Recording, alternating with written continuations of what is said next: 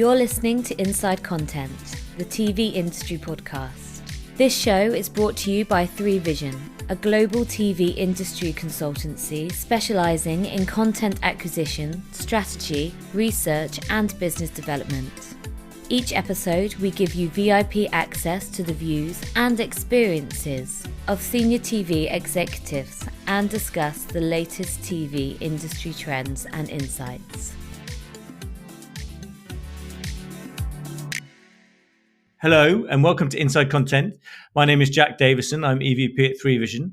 On this episode, I'm joined by Sunil Joy, Head of Content and Strategy at evision. Sunil has over 2 decades of experience in the media space, and he's played a pivotal role in bringing the first IPTV service to MENA and now also launching one of the first AVOD services in the region. His experience stretches across products and content, and he's contributed over those years to the region's development and transformation. So I'm quite sure we're going to have a great discussion today. Sunil, welcome to Inside Content. Thank you, Jack, and thank you, everybody. Nice to be here. So let's get going. Now, Sunil, I'll let you do the proper introduction for your business because you'll do a far better job than me. But for listeners who aren't as well versed in the goings on in the MENA region, evision is the media and entertainment arm of E&. Previously, probably for more people will know this better. Previously known as the Etisalat Group. I think it was in February of 22, quite a while ago actually. But the Etisalat rebranded as E&.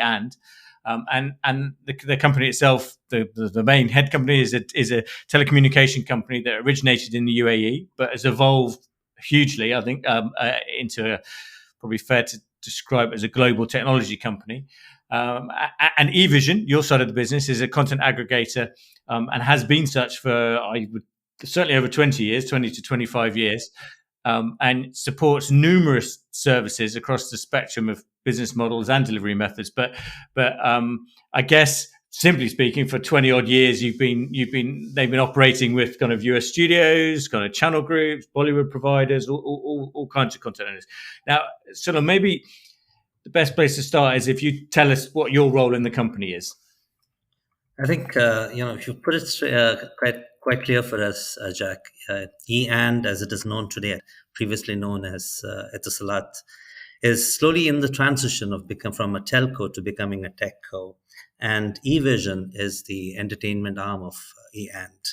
It was set up initially as a cable TV company back in 1999 when we were seeing a big transition in this region, where previously everybody was on free-to-air. And then from free-to-air, they started the pay TV services, and a lot of pay TV operators started popping up in the region. And evision came in with the role of being an aggregator, putting together all the cable TV services or the different pay TV services on one box and trying to push it across to the consumers. So I've been with evision for a while now, and I started off in sales. And since then, I've actually had a major transition around the company. I have seen the evolution of television entertainment from what it was then to where it is today. And if I am to just summarize what I've been doing with evision, I think it's easy to say that while I've been around doing a lot of stuff, I was initially involved in sales, went on to launch the IPTV service. And then, of course, technology drove a lot of how things were managed and how things were taken to the consumers. At a later stage, we decided that there is an opportunity for us to monetize some of this data. So TAM was launched in the UAE. And then, of course, with the recent acquisition that we did of Stars Play, we got on to the SWAT service in the region. And the latest addition to our achievements is probably the Stars On AVOD service that was launched very recently. That's a fascinating kind of array of activities, and I find one of the sort of slightly annoying things about our business is that word aggregator can mean lots of different things, can't it? I think you can probably there are plenty of people who say they're a content aggregator, but it's in quite a passive way.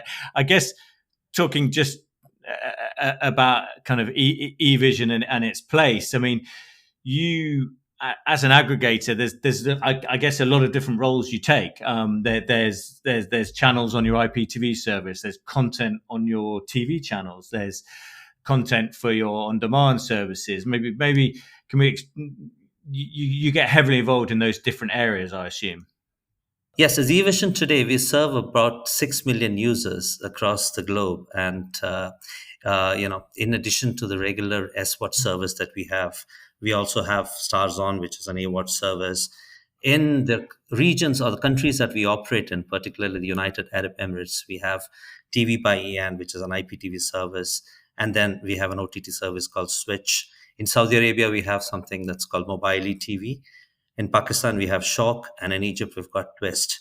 Now, eVision is operating these platforms, managing the content, ensuring that the content is curated, acquired and curated for the consumers, and to a great extent, even the go-to-market value or the retail proposition is actually defined by eVision. But that is not where it stops. Over the years, I think we've also started getting more and more involved in technology. Today, we've got an end-to-end white label solution, which we are using for servicing and managing the other telcos in terms of their streaming requirements. We have an in-house management of an entire tech stack in collaboration with Stars Play. And of course, I think the in thing that everyone's talking about now is about data analytics capabilities and how we can actually target advertising, provided we maintain the standards of privacy. So that's where we are today. I think as eVision, we have seen a big change in how we do business. And like you said, initially the intent was to be an aggregator. Today, our vision is to be the largest media player in the entire region and hopefully take it up to a global scale as well. That's really interesting to hear, because and I would say I could have been wrong with this, but my impression kind of a few years ago, and I'm trying to think the best way to express this, so I might get it wrong, but was that kind of eVision was taking you used to take a bit more of a kind of, I was going to say softer role in aggregation, but I think that's the wrong word. But you were much more kind of you had a much more specific role supporting the IPTV businesses, and but now kind of you have so many different areas of business you're involved in. You're much more active. You're much even though you have a big role in technology, you're kind of your content roles are kind of you're agnostic to kind of what platform you're on. You're having to do content for OTT, content for IPTV, and I know I definitely want to talk about this a bit more later. And you've launched Stars On, so there's another kind of role there. That to me makes your content kind of challenges as a content aggregator quite significant, because some of these people you deal with, you might actually be involved in multiple platforms or multiple services. Some of them it might just be for IPTV. So presumably you have quite a lot of kind of content deals that you have to juggle across these different services. True. In fact, you mentioned it. The interesting part is, I was just trying to remember the initial drafts of an agreement that we used to look at, where you had all these technologies, all these different services being listed down when we're getting into a licensing agreement. But that has changed a lot over time. Now everybody kind of understands that there is the broadcast rights and there is the digital rights. And then, of course, when we pick up the rights for a region, when we look at something that we would want to acquire or license for a particular platform, it is all about driving the synergies now. So if I pick up something for the UAE, which might also work well in Saudi Arabia, then it works better because I have the opportunity to try and combine the deal and get more synergies out of it. So at eVision, I think one thing that has worked in our favor is with more and more with EAN's aggressive and very strategic expansion in the MENA region, and now also on to 38 other countries across MENA and Europe. The advantage we've had is basically we've been able to ride on that and create more synergies for us. So yes, some of the content that we pick up, when we pick up on an exclusive basis, it makes sense because we have an opportunity to monetize it across a much larger footprint. And maybe, it also, in terms of the return on investment, it works out a lot better because we are looking at a service that can actually first exploited maybe on the pay TV, then on SWOD, then on AWOD. So you're creating multiple windows. And again, the chance of actually making the best out of it is the best in that particular scenario. That's great. That leads me on really well to my next thing, which was to go back and talk about kind of your relatively new initiative with Stars On.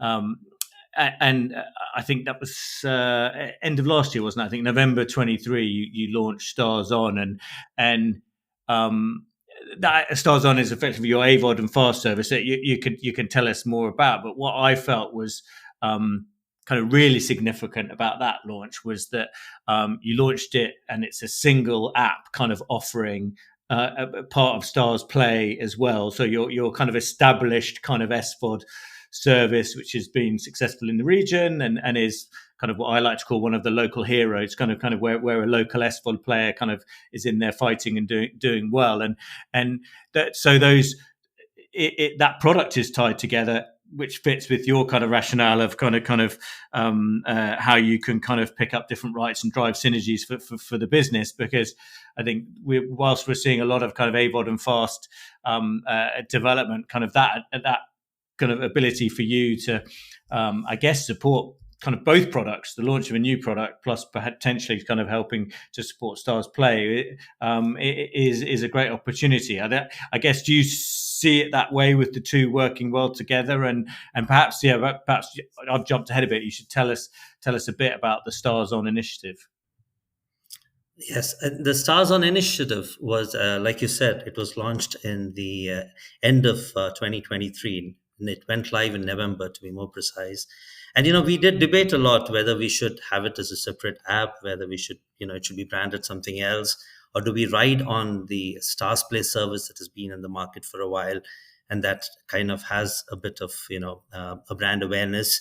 And finally, yes, we decided that, again, it's also based on some research which tells us that hybrid models work the best.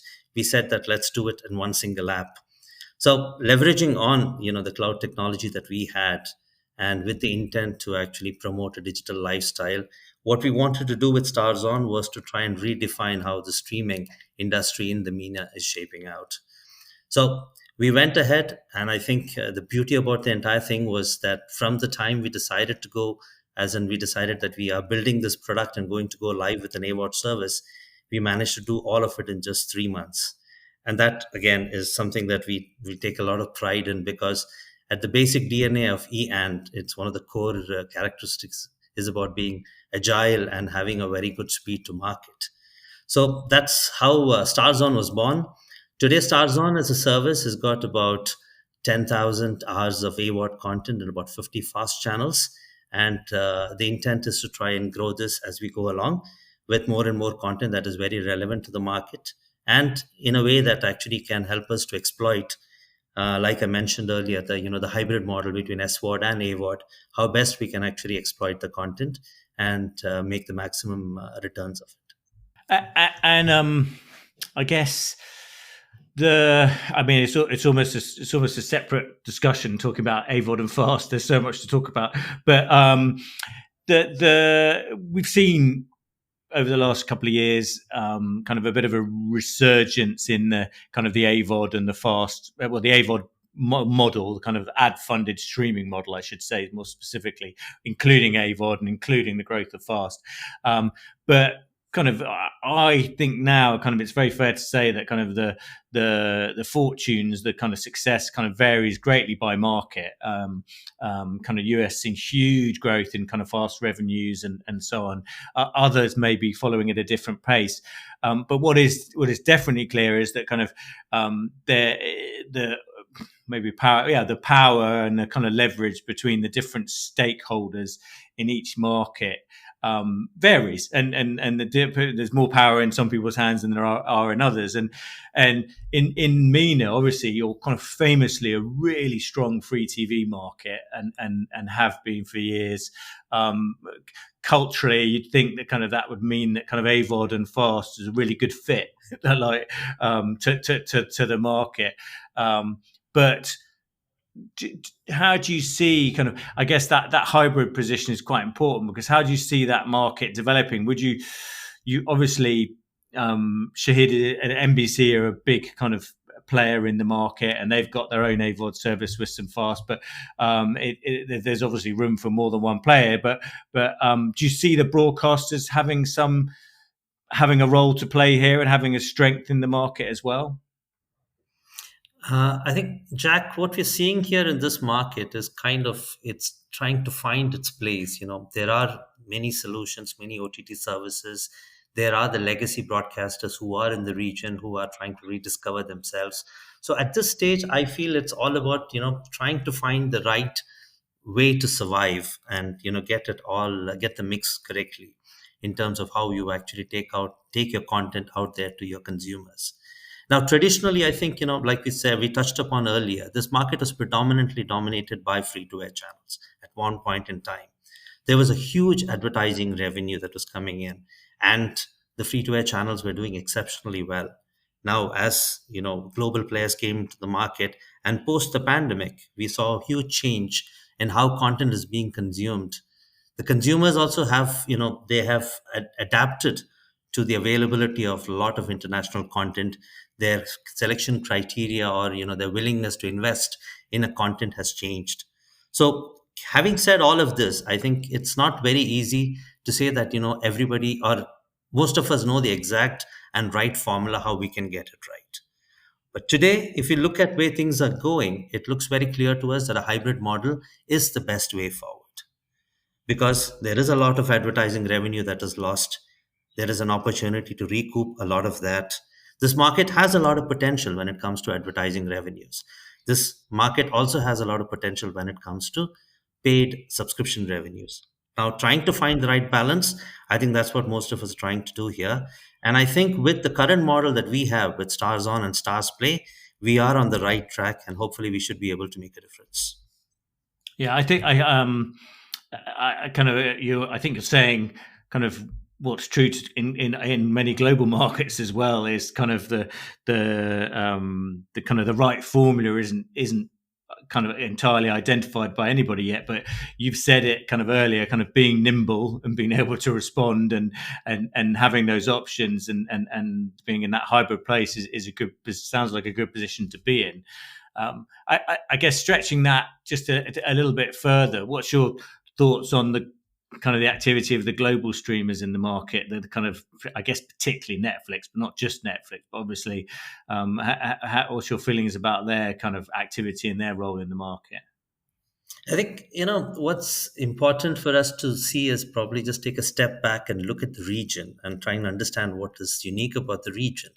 Now, this region is predominantly Arabic driven as a language, right? One is that. And second, they appreciate a lot of localized content. Again, it's going to be very challenging for global players to come out here, make sure that they have enough content that is relevant and localized for this market. And that's one of the reasons why I feel that, the global players will do well in the region, but at the same time, the local players are also going to flourish. It is going to be a match, I think, where, they coexist, taking care of the requirements of the customers. So we will, while, Netflix will continue to thrive and, create content that is specific for the region, their focus will still continue to be more of an international strategy. While I think the local players will get it right when it comes to making sure that their core competence, or what they have as their unique value for their consumers, is specifically driven around local content.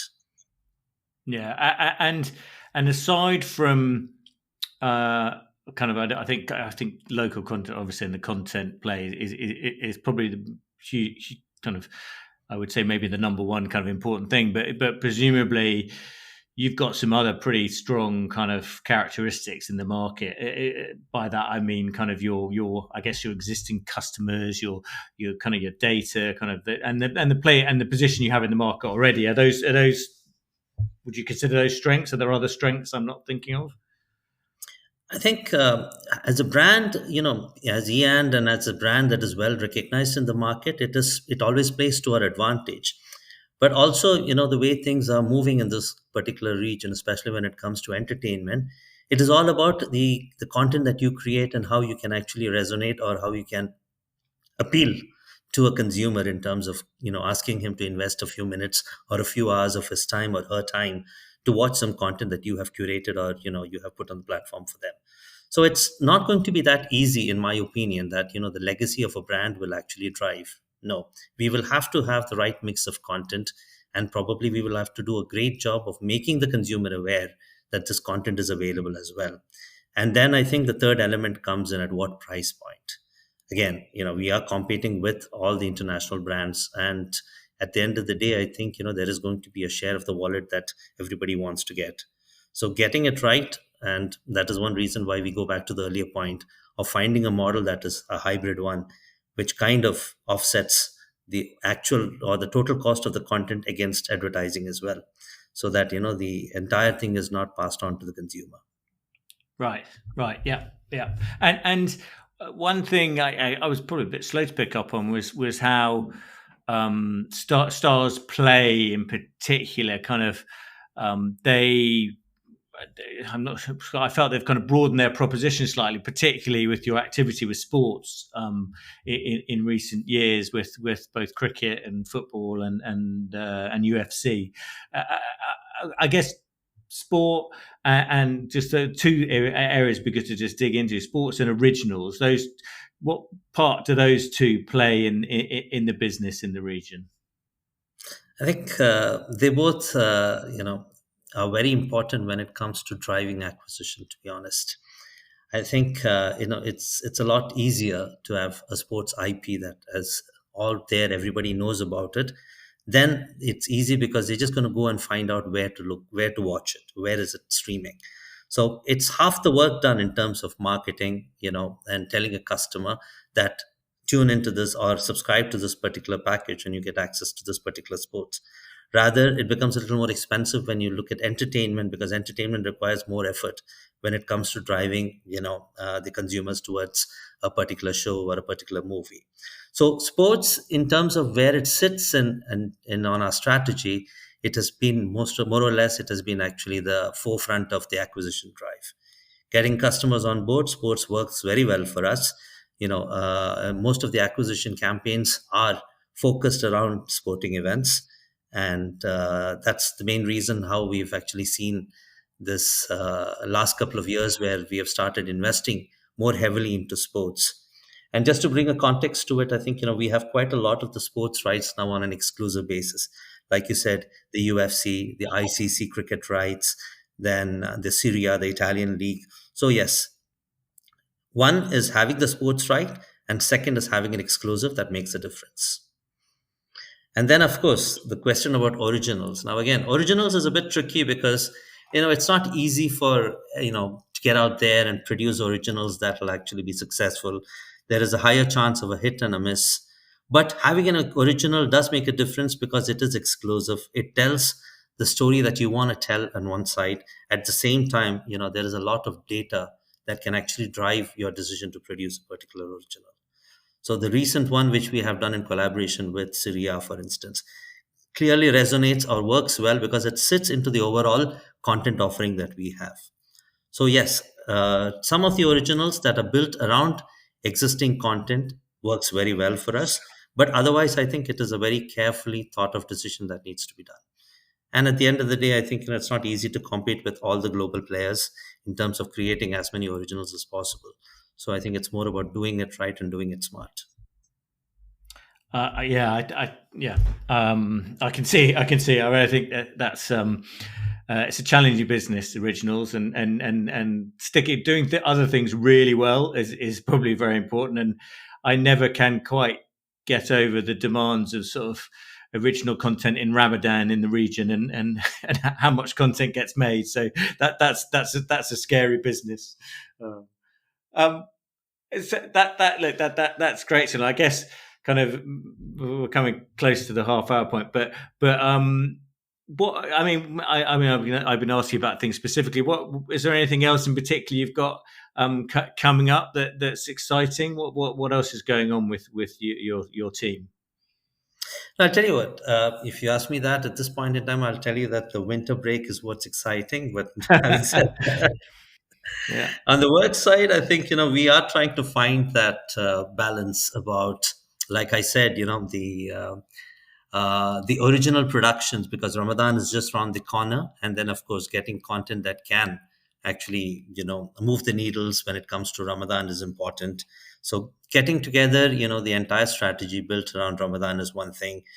Figuring out how this entire model or the hybrid model is going to evolve when it comes to S word, A word, and fast, that is going to be an interesting thing to watch. And I think we will also as a team be able to play a very pivotal role in trying to define how it goes forward, because a lot of the stuff that we do in terms of getting the content, getting the right content, etc., will make a big difference. And of course, I think what's more important is also how technology is going to define, or technology is going to shape the next few years is very interesting. And I think it's something that we should all be, I'm happy that we are going to be a part of it, and we're going to witness that entire change that's going to happen. Definitely. Look, that's great, Sunil. I think I think that's probably kind of enough of your time. That's really kind of you to talk to us. I guess just thank you very much, and we'll look forward to catching up with you soon. Thank you, Jack. Thanks for listening to this episode of Inside Content, the TV industry podcast brought to you by 3Vision. With decades of TV industry experience and real-world success, we know the ins and outs of the market like nobody else. To learn more about our TV consultancy services, head to 3vision.tv.